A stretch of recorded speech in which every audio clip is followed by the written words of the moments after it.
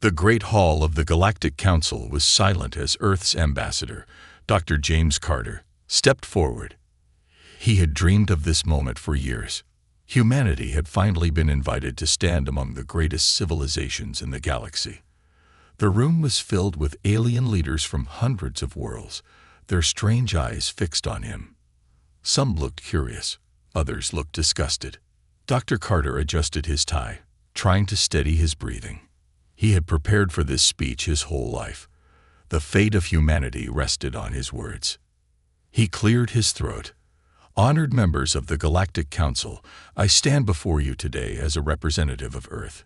We have overcome war, disease, and division to reach this point. We have come in peace, seeking friendship and unity. A low murmur spread through the hall. Some aliens whispered to each other, their expressions unreadable. Others shook their heads. Then, the Supreme Chancellor of the Council, a tall, reptilian alien named Zeltar, rose from his throne. His golden robes shimmered under the hall's bright lights. He looked down at Dr. Carter with cold, unblinking eyes. Human, Zeltar spoke, his deep voice echoing through the chamber. You believe your species is worthy of joining us. Dr. Carter stood firm. Yes, Supreme Chancellor. We have made great progress. We have built space stations, sent ships beyond our solar system, and established peaceful relations with other races. We only ask for the chance to be part of something greater. Zeltar sneered. Your kind is violent, reckless, dangerous. You destroy your own planet, fight among yourselves, and seek power above all else. Dr. Carter's heart pounded. That is not true. We have made mistakes, yes, but we have learned from them. Every species has its past. We only seek to grow. Zeltar raised a clawed hand, silencing him. The council has already decided. A giant screen flickered on behind him. It displayed scenes from Earth's history, wars, destruction, greed, cruelty. Images of nuclear explosions, burning cities, soldiers marching into battle. Look at yourselves, Zeltar continued. You bring chaos wherever you go. You are not ready. You will never be ready. Dr. Carter's hands clenched into fists. But this is unfair. We have changed. You judge us by our past. But what about our future? A new voice spoke, Counselor Vexia, a pale, insectoid alien with glowing eyes. Your future is what we fear the most, human. Dr. Carter frowned. What do you mean? Vexia's mandibles clicked. Humans adapt too quickly. You learn too fast. You rise from every defeat stronger than before. That is what makes you dangerous. If we allow you to join us, one day you will rule us. A heavy silence filled the hall. Dr. Carter's breath caught in his throat. He looked around, searching for a friendly face, but found none. Every alien in the room had already made up their minds. Zeltar stepped forward. The verdict is final. Earth is banned from the Galactic Council. Gasps echoed through the chamber. Dr. Carter felt as if the floor had been ripped from beneath him. We will not share our technology with you, Zeltar continued. You will not be allowed to trade with any of our worlds. No alliances, no treaties, no assistance. You will remain alone. Dr. Carter's voice shook. This is a death sentence. Zeltar's cold eyes gleamed. No, human. This is mercy. Two guards grabbed Dr. Carter by the arms. He struggled, but they dragged him toward the exit. As he was forced out of the Great Hall, he turned one last time to face the council. This is a mistake, he warned. His voice was filled with anger, pain, but also determination. You think you can stop us. You think you can break us. But you don't understand humans at all. Zeltar smirked. We understand you too well, Dr. Carter. That is why you must be kept in the dark. The great doors slammed shut. For a long moment, there was silence. Then, outside the hall, Dr. Carter whispered to himself, if the council won't accept us, then we'll build something greater. And so, humanity's greatest empire was born. Dr. James Carter sat in the dimly lit control room of the United Earth Command, staring at the massive screen before him. The transmission from the Galactic Council had ended hours ago, but the words still echoed in his mind. Earth is banned. You will remain alone. Alone. The weight of that word pressed down on him. The entire planet had watched as humanity was cast out, abandoned by the very civilizations they had hoped to join. The news had already spread across Earth. Cities were in turmoil. Governments were scrambling. People were afraid. But not James Carter. He was angry. The Council feared humanity. That much was clear. They hadn't banned Earth because humans were weak. They had done it because humans were too strong, too adaptable, too unpredictable. And that meant one thing. If the universe wouldn't accept them, humanity would forge its own destiny. A knock on the door pulled him from his thoughts. The door slid open, revealing General Marcus Steele, a hardened military strategist with piercing gray eyes and a scar running down his cheek. He stepped inside, his expression grim. "They just sent their final message," Steele said, tossing a datapad onto the table. "All trade, all communication, cut off. Any ship that leaves the Sol system will be treated as an enemy." Carter exhaled sharply. "They're trying to keep us trapped." Steele nodded. "And most of our people are scared. The UEC is divided. Some want to beg the Council for another chance. Others want to lay low, focus on survival." He leaned in. "But you and I both know that's not an option." Carter clenched his fists. "No. If we submit, we die in the dark. If we do nothing, we wither away while the rest of the galaxy moves forward." He stood up, his eyes burning with determination. "We're not going to beg. We're not going to hide." Steele grinned. "I was hoping you'd say that." He tapped a few buttons on the console, bringing up a holographic projection of Project Phoenix. A secret plan. A desperate gamble. The last hope of humanity. The screen displayed blueprints of massive warships, far larger than anything Earth had built before. Prototypes of advanced AI systems, reverse-engineered from stolen alien tech. Designs for cybernetic enhancements, faster than light drives, and weapons that could level entire planets. Carter's eyes widened. "You've been working on this." "For years," Steele admitted. "We knew something like this might happen. The Council never really wanted us. They only let us apply so they could judge us. We were always an experiment to them." He turned to Carter. "But humans don't ask for permission. We take our future." Carter looked at the schematics. "This technology, it's dangerous." Steele smirked. "So is being left behind." A long silence filled the room. Then Carter nodded. "How long until we're ready?" Steele hesitated. "If we move fast, 5 years." "We don't have 5 years." Steele sighed. "Then we'll make it work. We'll push harder, train faster, and prepare for war." Carter turned back to the screen. The galaxy had turned its back on them. Now, humanity would rise, not as beggars, but as conquerors. "This is the beginning," he said.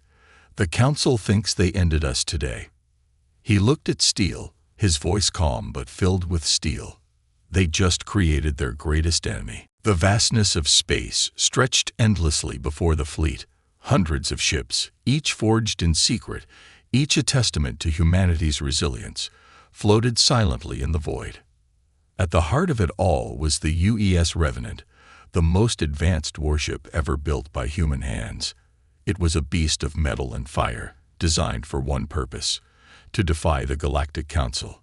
Dr. James Carter stood on the bridge, his eyes fixed on the viewscreen. The fleet was assembled. The final systems were online, and humanity was about to take its first true step into the galaxy on its own terms. General Marcus Steele stood beside him, arms crossed. "Scouts report no Council patrols within range. If we're going to do this, now's the time." Carter exhaled slowly. "Then we begin." A single command echoed across the fleet. Engines roared to life. Plasma drives burned white-hot, and for the first time since Earth's exile, humanity pushed beyond the Sol system. The rebirth had begun. The first stop was a desolate moon on the outskirts of the galaxy, a forgotten place, abandoned by the Council centuries ago.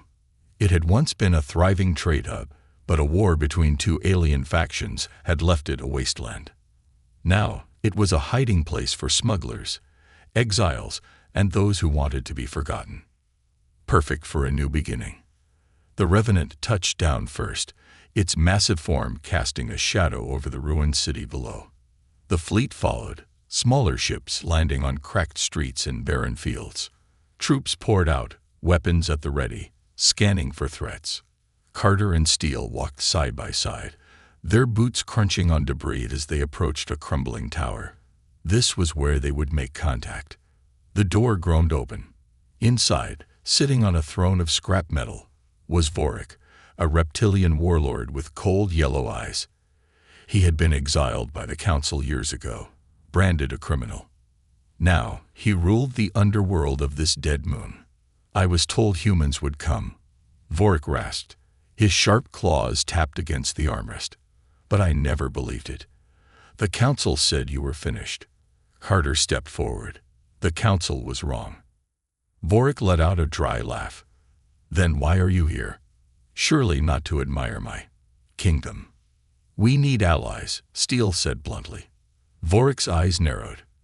And what do I get in return? Carter pulled out a small device and placed it on the table between them. A hologram flickered to life. Schematics of the Council's most powerful dreadnoughts, their weaknesses, their blind spots. Vorik stared at it, his claws tightening. This is impossible, he hissed. No one has this kind of intelligence. Carter smiled. We do. Silence. Then Vorik grinned, revealing rows of sharp teeth. I like humans. You have the scent of vengeance. He leaned forward. And I do love revenge. Within days, the dead moon had become a fortress.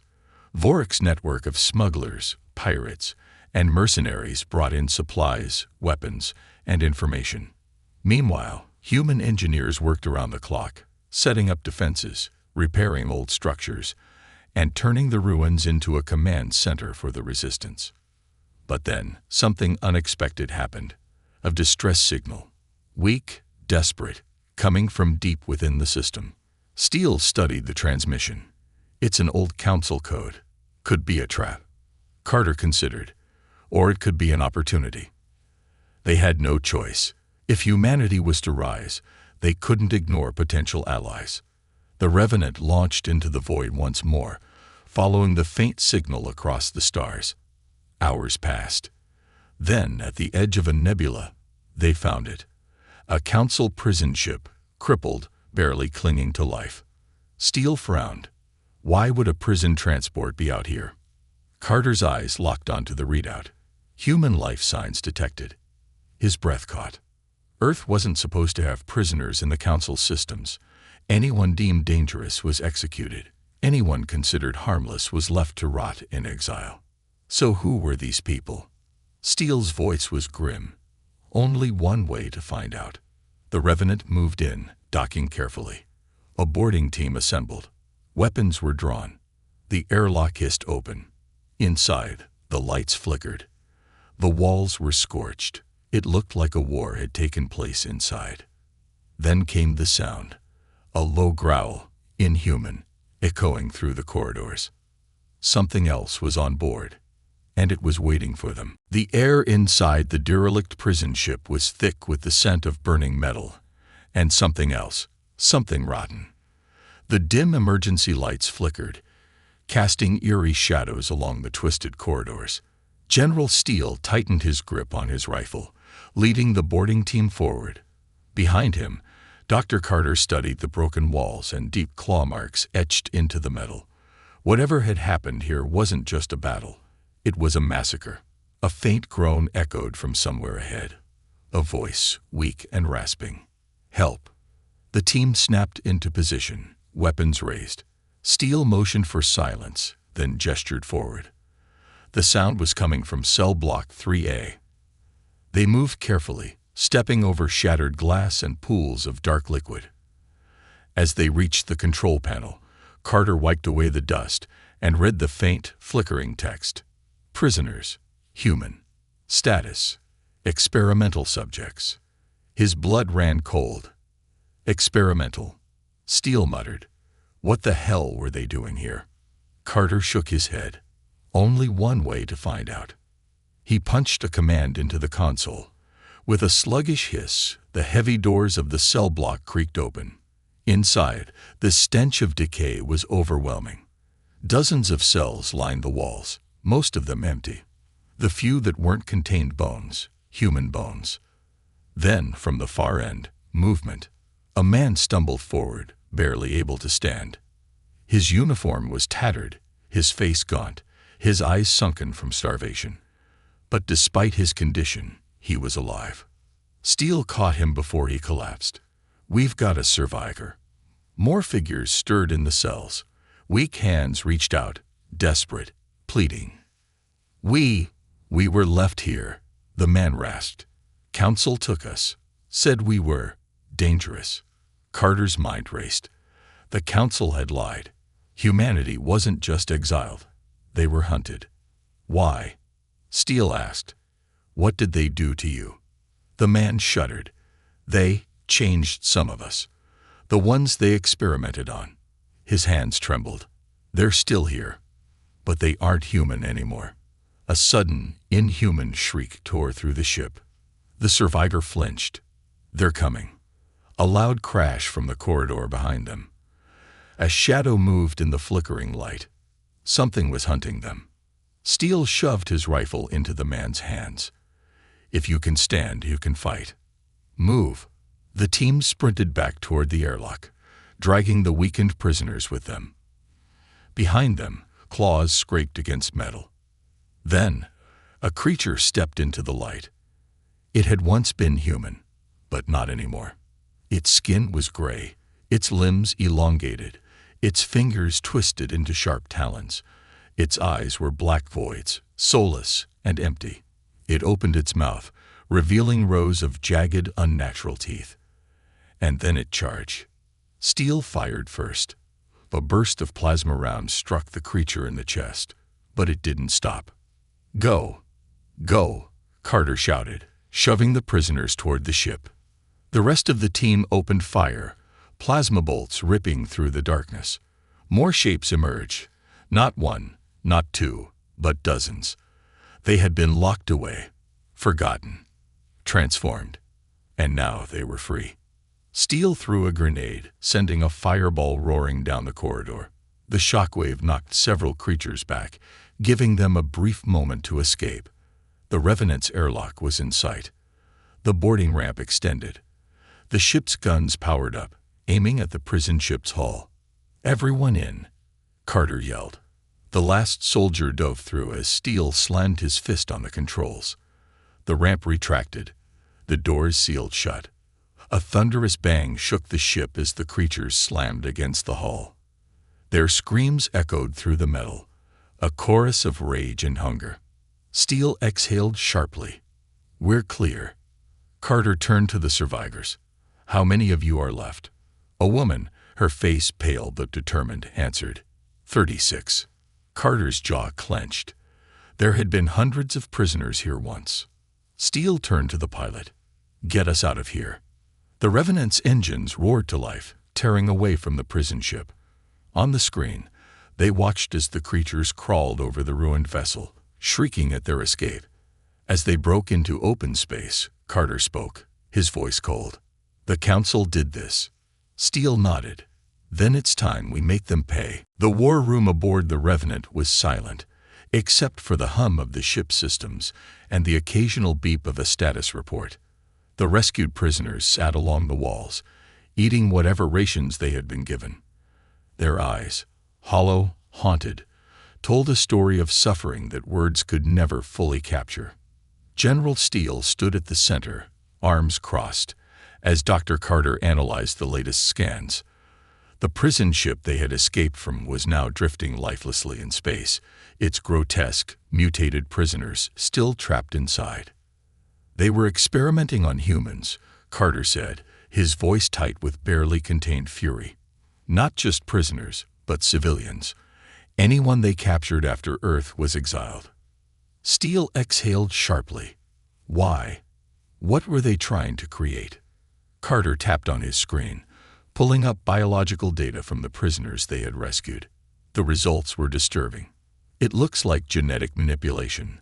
Forced evolution, Carter said. They wanted to see if they could create a stronger species using human DNA. Steele's expression hardened, and when their experiments failed, they abandoned them. The room fell silent. Then a voice, soft but steady. They didn't fail. Steele and Carter turned. The woman who had spoken stepped forward. Her name was Lena Shaw, one of the survivors. Her face was pale, but her dark eyes held an intensity that hadn't faded, despite her suffering. The ones they experimented on, Lena continued, they survived. They didn't just mutate, they evolved. Carter frowned. What do you mean? Lena hesitated, then rolled up her sleeve. The room stilled. Along her arm, beneath the bruises and scars, was something unnatural. Her veins glowed faintly blue. Steele's fingers tightened around his weapon. What the hell? Lena met his gaze, unafraid. They altered me. Altered us. Not just physically, mentally. I can hear things now. Feel things I shouldn't be able to. She turned to Carter. I know what those creatures on the prison ship were thinking before they attacked. Carter's breath caught. You read their minds. Lena nodded. More like, I felt their rage, their hunger. But there's something else. She swallowed. They're not just monsters. They were communicating. Steele exchanged a glance with Carter. The implications were terrifying. If the creatures were organized, if they had a hive mind, then the Galactic Council had created something far worse than just failed experiments. They're still evolving, Lena whispered, and they hate the Council as much as we do. A cold realization settled over the room. Steele straightened. We need to get to Earth. Carter hesitated. We don't even know if Earth is still. I don't care. Steele snapped. Earth was exiled, but it wasn't destroyed. If there's even a chance the humans survived, we have to find them. Lena took a step forward. And if we don't? Steele's jaw clenched. Then we take the war to the Council alone. The tension in the room thickened. No one spoke for several moments. Then the ship's comms crackled to life. General Steele, we've got incoming.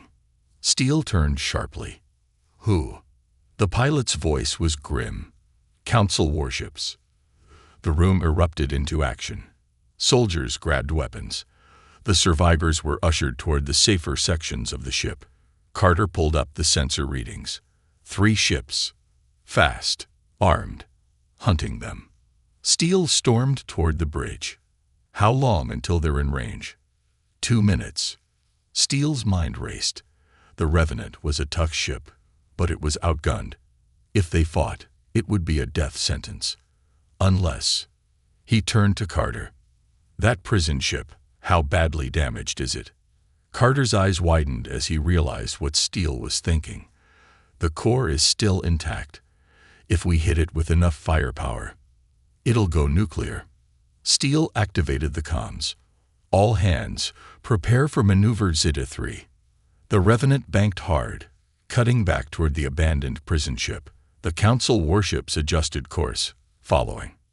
Lock missiles onto the prison ship, Steele ordered, and prepare for maximum burn the second it blows. The warships drew closer, charging their weapons. Steele's pulse pounded. Fire. The Revenant's missiles streaked through the void. A second later, they slammed into the prison ship's core. For a moment, nothing happened. Then, a blinding explosion tore through space. The prison ship ruptured, sending shockwaves outward. The nearest Council warship was instantly engulfed. The other 2 were hit by debris, their shields flickering under the strain. The Revenant rocketed away at full speed, escaping the blast radius. On the view screen, the remaining Council ships struggled to recover. Steele exhaled. That'll slow them down. Carter turned to Lena. You said the mutated humans were still evolving. He hesitated. Do you think they survived that explosion? Lena's eyes darkened. I don't know, she admitted. But if they did, she looked out at the burning wreckage behind them. They're going to want revenge. The Revenant drifted in the void, silent but alive. Deep in the command center, General Steele stood with arms crossed, watching the remains of the Council's warships burn. The explosion had bought them time, but it wasn't enough. Lena Shaw stood beside him, her face illuminated by the soft glow of the ship's tactical displays. Ever since she had revealed what the Council had done to her, to all the prisoners, Steele had kept a close eye on her. There was something different about her now, something evolving. Dr. Carter entered, his expression grim. We have a problem.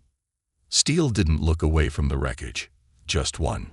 Carter exhaled, rubbing his temples. Lena isn't the only one changing. The other prisoners, some of them are showing the same signs. Glowing veins, heightened reflexes, faster healing. He hesitated. And something else. Steele finally turned. What? Carter's voice dropped to a near whisper. They're starting to hear things. Each other. Steele's fingers tightened around the edge of the console. A hive mind. I don't know, Carter admitted.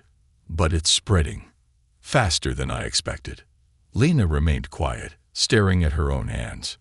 Carter continued, lowering his voice further. I ran a deep scan on Lena's DNA. The changes aren't just physical. They go deeper, into the neural structure. He met Steele's eyes. Her mind isn't just adapting. It's merging with something else. A silence settled between them. Steele wasn't the kind of man to fear easily, but something about this sent a chill down his spine. Then the alarms blared. Proximity alert. The ship's AI chimed in. Steele snapped to the console. What is it? The holographic display flickered to life, showing an unknown fleet emerging from a subspace rift. Not Council ships, not human ships. Something else. Lena inhaled sharply. I know them, she whispered. Steele turned to her. How? Lena's glowing veins pulsed faintly. Her voice was distant, as if speaking from another place. They were prisoners too. Steele's blood ran cold. Survivors. Lena shook her head slowly. Not just survivors. They're the ones who changed first.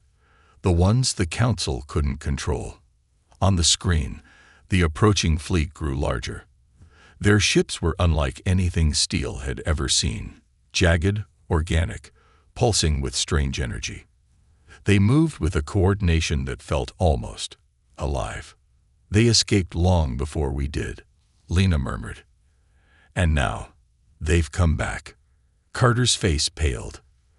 Are they here to help? Lena closed her eyes for a brief moment. When she opened them again, her irises flickered with an unnatural glow. They're not here for the Council. The ship shuddered as the first of the unknown vessels locked onto them. Steele's instincts screamed. Shields up. Weapons ready. No. Lena's voice rang with an authority she hadn't possessed before. Steele froze. They don't see us as enemies, she said. They see us as kin. Carter looked between them. So what do we do? Lena stepped forward, eyes locked on the incoming ships. We open the hatch. Steele stared at her like she'd lost her mind. You want to let them in? They're not like us anymore, Lena admitted. But they're not like the Council either. We have a choice. Fight them or join them. Steele's jaw tightened. The idea of allying with something not fully human made his stomach turn. But if Lena was right, this could be their best shot at finally bringing down the Council. The comms crackled. A message, not in words, but something deeper, a pulse of thought, an invitation. Lena turned to Steele. They want to talk. The bridge of the Revenant was silent except for the rhythmic hum of the ship's engines. General Steele stood motionless, his eyes fixed on the screen where the alien fleet loomed. Their ships, twisted and pulsing with an eerie glow, formed an unbroken wall between Revenant and the stars beyond. No one spoke, no one moved. Even the AI remained eerily silent, as if it too felt the gravity of the moment. Then the message came, not in words, but in a wave of thought that crashed into Steele's mind. It was like a whisper from the depths of the universe, a voice made of memories and emotions rather than sound. "You are like us."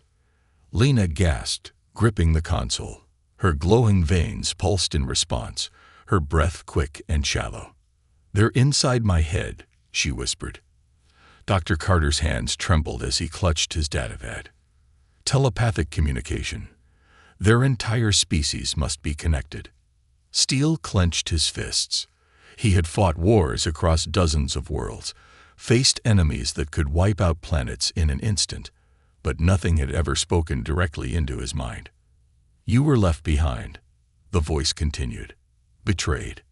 Exiled. We were too." A new image flashed in Steele's mind. A distant memory not his own. A grand alien city, its towers stretching beyond the clouds. Then, in an instant, it was gone, consumed in fire, erased from history. The Council had done this. Steele exhaled sharply. They were prisoners, just like us. Lena's expression darkened. "And now, they're offering us a choice." Carter's voice was cautious. "And if we refuse?" A ripple of energy surged through the alien fleet. It wasn't an attack, but a warning, a reminder of their power.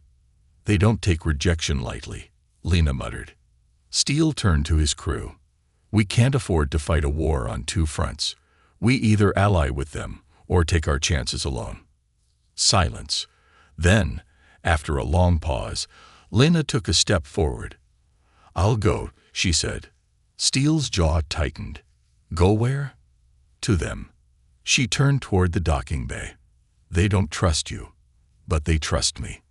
Carter grabbed her wrist. "Lena, you don't know what they'll do to you." She looked him in the eye. "I do." The airlock opened. A soft blue glow filled the chamber as one of the alien beings stepped inside. It was tall and slender, its form shifting like liquid metal. Its face had no features, only a smooth, reflective surface that mimicked Lena's own expression. She took a deep breath and stepped forward. The alien extended a hand. The moment their skin touched, a shockwave of memories surged through Lena's mind. She saw everything. The experiments, the betrayals, the Council's greatest secret hidden beyond the edges of the known universe. And then she saw the truth. The Council had exiled Earth, not because it was weak, but because it was too dangerous. Humanity wasn't meant to survive. It was meant to rise. The alien pulled away, its glowing body pulsing with energy. The connection had been brief, but powerful. Lena turned back to Steele, her eyes now burning with an otherworldly fire. "We're not just fighting for revenge," she said. "We're fighting for something bigger." Carter swallowed hard. "For what?" Lena looked at him, her voice steady, her fate already decided. "For the future of the galaxy."